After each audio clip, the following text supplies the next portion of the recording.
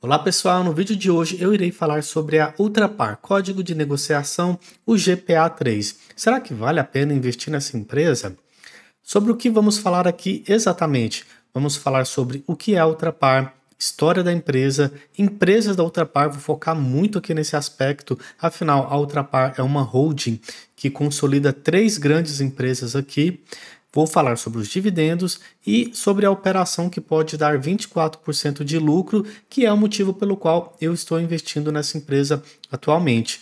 Olá a todos, se você ainda não me conhece, meu nome é Vitor Faustino, convido a todos aqueles que ainda não são inscritos que se inscrevam e deixem um like. Então vamos lá, o que a empresa faz? Ela atua no segmento de energia, mobilidade e infraestrutura logística por meio da Ultragaz, Ipiranga e Ultracargo. Então a Ipiranga é uma marca muito forte aqui no Brasil, que ficou bem conhecida pelos seus anúncios publicitários e até pela referência ao ex-ministro da Economia, o Paulo Guedes.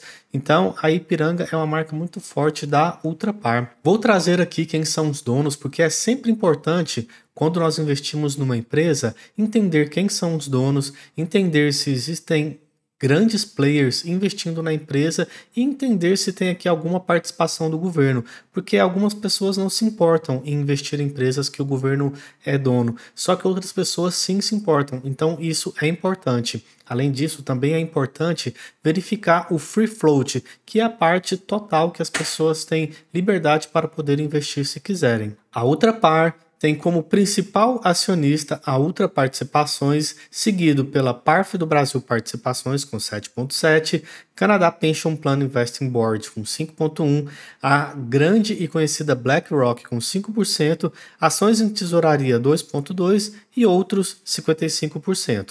O total de ações é esse aqui da tela. E como que é a história da Ultrapar? A história da Ultrapar, ela é uma história de muitos acertos e de alguns erros. Ela tem, no total, mais acertos do que erros, porque conforme eu vou mostrar para vocês mais para frente, a Ultrapar é uma empresa que bate indicador principal de referência, que é o Ibov. Então, ela é uma empresa que performa acima do mercado. Mas sim, ela errou. Vou te mostrar qual foi o erro e vou te mostrar como que essa empresa é uma empresa muito sólida. Ela é uma empresa com 87 anos, ela começou a fundação por Ernesto Igel em 1937. Em 78, ela incorporou a Tecmar. Ela foi a primeira empresa brasileira a ter IPO simultâneo tanto na B3 do Brasil quanto na NYSE dos Estados Unidos e garantiu o tag along a todos os acionistas. Em 2007, ela comprou a marca mais importante do seu portfólio, que é a Ipiranga. Ela completou a aquisição da Texaco no Brasil. Antigamente tinha a Texaco, ela comprou a operação aqui no Brasil. Aqui, o primeiro grande erro, o Luiz Barsi, ele fala muito disso aqui da Extra Farma. Ela comprou uma empresa, um grupo varejista que, a meu ver, varejista de remédios, né, que ao meu ver não tem nada a ver com uma empresa que distribui gás e distribui combustível. Ela renovou o conselho e retomada do programa de sócios, ou seja, renovação do conselho e retomada do programa de sócios. Constituição da Oxiteno, essa aqui é um outro erro que o Luiz Barsi fala dessa Oxiteno, que ela não deveria ter comprado aqui. Ela é a primeira empresa da América Latina a transformar executivos em acionistas relevantes, o que é muito bacana. Quando o executivo ele é um acionista, ele vê que o dinheiro dele depende da boa performance da empresa. Então ele vai fazer de tudo para que aquela empresa tenha lucro, tenha dividendos e que performe bem, porque afinal é o dinheiro dele que está na reta. Em 2003, ela fez a aquisição da Shell Gás Brasil, ela fez a aquisição da União Terminais. 2011, nova estrutura de governança corporativa com entrada no novo mercado, ou seja, ela trouxe mais segurança para o acionista, ela elevou o seu nível de governança corporativa. Em 2021, ela fez a revisão do portfólio, onde ela fez desinvestimentos em Oxiteno, Extra Farma e Connect Car, ou seja, em 2021, ela viu que isso aqui foi um mau negócio e desinvestiu, ela viu que isso aqui foi um mau negócio e desinvestiu. E em 2024, ela vai fazer a aquisição de participação relevante na Hidrovias, que eu também vou falar dessa empresa, que ao que parece é promissora. Nesse gráfico aqui, ela mostra aqui uma timeline com grandes investimentos e aquisições, que é essa linha aqui nesse verde, né? Ela fez essas aquisições relevantes e note que a maior parte das aquisições foram aquisições que fazem sentido para a empresa, que é a Shell Gás, Ipiranga, Texaco, União Terminais, e aqui ela mostra os desinvestimentos. Ele até coloca aqui, ó, erros e aprendizados. Então, Oxiteno e Extrafarma tá fora. E aqui ele faz um comparativo do IGPA3 com o Ibov. Só que uma empresa que tem um IPO tão antigo, eles colocaram aqui um período muito curto. E aqui eu trouxe a rentabilidade dela considerando o período total, desde quando ela foi lançada no IPO dela. Então aqui ela teve ao todo 1.597% de rentabilidade contra 1.012% do Ibov. Então ela é uma empresa que performa acima do mercado, ela é uma empresa que dá um retorno acima da média para o seu acionista. E quais são os principais números da Ultrapar? Eu trouxe esse gráfico aqui porque eu acho interessante o seguinte, ele mostra do EBITDA total qual que é a participação da Ipiranga, da Ultragaz e da Ultracargo, porque é interessante, poxa, ela é uma empresa que tem várias empresas grandes embaixo, mas qual que é ali realmente a brava, qual que é realmente a diferenciada, a grande? Esse azul escuro aqui mostra, pessoal. No ano de 2023, é a Ipiranga com 4,2 bilhões aqui de EBITDA. Aqui no ano de 2024, as informações que a gente tem é até o terceiro trimestre, ainda não saiu do quarto trimestre de 2024. Ele foi responsável por 967 milhões, a Ultragaz foi responsável por 448 milhões e a Ultracargo por 168 milhões. Então você pode entender o EBITDA da empresa da seguinte maneira: 60% do seu EBITDA vem da Ipiranga, 30% do seu EBITDA vem da Ultragaz e 10% vem da Ultracargo. E aqui ele mostra o lucro líquido da empresa, que é um lucro líquido crescente, e você vai ver muito esses gráficos aqui, pessoal. Você vai ver sempre gráficos ascendentes, gráficos crescentes. E ao meu ver, faz sentido investir em empresas assim, porque no médio e no longo prazo, a cotação, ela segue o lucro. Então, faz muito sentido, ao meu ver, investir numa empresa dessa maneira aqui, tá bom? Aqui que está o fluxo de caixa. Note que em 2023 aqui foi mais desafiador, né? Ela vinha de uma maneira decrescente, ela veio fazendo muitos investimentos, mas aqui em 2023 ela já mostrou uma boa geração de caixa com 3,8 bilhões. Então eu vou mostrar o resultado de empresa por empresa, Ipiranga, Ultracargo e Ultragaz, para que você conheça essas empresas de uma maneira mais detalhada e possa investir nelas. Pela Ipiranga, a Ipiranga é uma das maiores distribuidoras de combustíveis do Brasil. Quando você olha aqui o EBITDA da empresa, somente da Ipiranga, é um EBITDA crescente, e quando você compara trimestre com trimestre, terceiro TRI de 2024 com o terceiro TRI de 2023, houve sim uma queda de 241 milhões para 153, porém, quando a gente analisa no médio prazo, né, de 2020 para cá, ela é uma empresa que vem sim com resultado crescente. E qual que é a posição do Ipiranga no mercado de distribuição de combustível a nível nacional, quando comparada com seus concorrentes? Ipiranga é essa linha amarela aqui, certo? A Ipiranga hoje ela atua na terceira colocação. Ela é responsável por 17,4% do market share. O que é market share? É a fatia do mercado. Ela é a terceira na fatia do mercado. A número 2 é a Raizen, que também é uma empresa de capital aberto, e a número 1 é a Vibra, que também é uma empresa de capital aberto. A Vibra, ela é uma empresa que antes era da Petrobras, foi feita ali uma venda dessa parte da distribuição, né, de postos de combustíveis, e aí é por isso que ela é assim tão grande. Mas você note aqui que ela é responsável por 17% de todo o mercado nacional, e quando você analisa o volume de vendas, a parte de diesel, que é esse azul escuro aqui, ela é responsável pela maior parte, seguida de gasolina e etanol. Então dá para dizer aqui que 60%, 30% e 10%. E realmente, pessoal, sempre o que mais vende mesmo é o diesel. Isso porque nós somos um país, o Brasil é um país onde nós não temos metrôs distribuindo a maior parte das cargas, nós não temos uma malha ferroviária forte, estruturada e que atenda às nossas necessidades. Então, basicamente, toda a nossa venda ela é feita pelas rodovias e para isso a gente precisa de caminhões que consomem o diesel. Então, isso aqui é bem factível, faz muito sentido que realmente o volume de vendas esteja em sua maior parte no diesel. Analisando o desempenho financeiro, é sempre bom olhar aqui o volume, porque a gente já viu que de fato a empresa ela tem um EBITDA crescente, né? Mas será que esse EBITDA crescente, será que essa receita crescente é porque ele está cobrando mais pelo que ele vende, que é o diesel e a gasolina, ou será que é porque está vendendo mais? É porque está vendendo mais. Pode também ter uma parte do preço, né? Mas você note aqui que o volume, ano após ano, é um volume crescente, onde a maior parte é o diesel.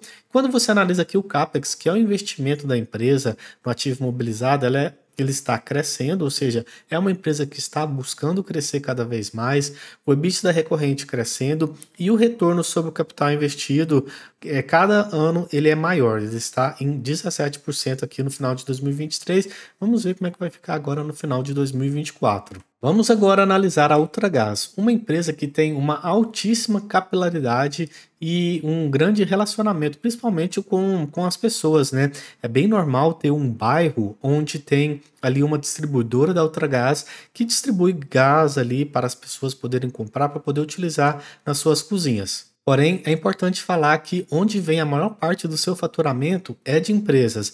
Eles possuem 60 mil clientes empresariais e eles fazem, em média, 720 mil abastecimentos por ano. Normalmente, esse tipo de empresa aqui, pessoal, eles fazem da seguinte maneira. Eles constroem uma estrutura da Ultragaz, anexa à indústria da empresa, então fica lá toda uma estrutura deles, todos os granéis deles, e eles vêm toda semana, ou todo dia, uma vez por mês, e eles vão lá e abastecem, eles complementam o tanque de gás das empresas. Essa aqui é a maneira dessas empresas de operar, tá, pessoal? E quanto aos revendedores que tem no Brasil, né, que é os revendedores ali que entregam para pessoas, envasados, os botijões, eles possuem 11 milhões de domicílios atendidos, 80 milhões de entregas por ano e 6,3 mil revendedores. E uma presença em 23 estados, mais o Distrito Federal. E como é que funciona a distribuição do GLP, gás liquefeito de petróleo, no Brasil? Tem as refinarias, essas refinarias elas mandam ali o seu GLP para bases primárias e secundárias, e aí tem uma divisão. Para clientes empresariais e de grande porte, eles têm os granéis ali, onde eles mandam o GLP para condomínios, comércios e serviços e indústrias. E na outra ponta, que é a ponta ali para atender lares, eles possuem ali as revendas que entregam para o cliente final, os botijões. Quando a gente analisa aqui o mercado de GLP no Brasil, a Ultragaz, essa linha aqui azul escuro, ela hoje vende 23,7% do mercado total de GLP. Ele, então, é a posição número 2, né? Seguido aqui, número 1 é a Copa Energisa, que é a Liquigás mais a Copagaz. Mas de 23,7% para 24%, pessoal, eu considero aqui o empate. E algo que é muito importante de dizer, que essa linha verde aqui da Copa Energia está só diminuindo, enquanto essa linha aqui ela vem de estável para um crescimento. Então, a meu ver, é só uma questão de tempo para a Ultrapar ela ter a liderança desse mercado aqui. No volume de vendas total, ela já é mais linear, não é um crescente igual a Ipiranga, mas a empresa está se mantendo no volume total de vendas. E qual que é a estratégia da Ultragaz para melhorar a sua performance? Eles estão pensando na expansão com rentabilidade, aqueles clientes que trazem uma maior margem de lucro. Eles estão querendo crescer o mix de clientes de alta rentabilidade e eles estão buscando uma infraestrutura robusta e excelência logística de maior atendimento com maior retenção de clientes. Então isso aqui está sendo um foco deles. Note que o cliente de pequeno porte é só 10%. Eles estão focando no grande porte, que é onde traz de fato o dinheiro, né? E aqui o portfólio deles, né, com soluções de energia, indústria, comércio, condomínios e agronegócio. Porque você vê esses silos aqui, pessoal, isso aqui precisa ser mantido a uma determinada temperatura, tá? E nisso precisa ali do gás natural. Quando se analisa o desempenho financeiro, mesmo o volume em toneladas estando praticamente constante, você verifica que o EBITDA deles aqui está crescente. Então, quando eles falam aqui que eles querem expandir com rentabilidade, de fato, mesmo eles não estando crescendo no volume, eles estão crescendo na margem, estão crescendo no EBITDA, o que é outro ponto positivo para a empresa. Nota que a empresa está investindo bastante no ativo imobilizado e ela é uma empresa com alto ROIC de 37% ao final de 2023 e no terceiro trimestre de 2024 de 34%. Quando a gente fala aqui da nossa terceira empresa, a Ultracargo, ela possui um market share muito relevante. Hoje ela possui do mercado total 23,2% contra a líder, são outros, né? Então são outras empresas que somadas chega a 27%. Porém, empresa individualmente falando, o grande líder é a Ultracargo. E o que a Ultracargo faz? Ela é uma produtora de armazenagem para granéis líquidos no Brasil. Ela é especializada em armazenar e distribuir líquidos a granel, como combustíveis, produtos químicos, óleos vegetais, etanol e outros líquidos industriais.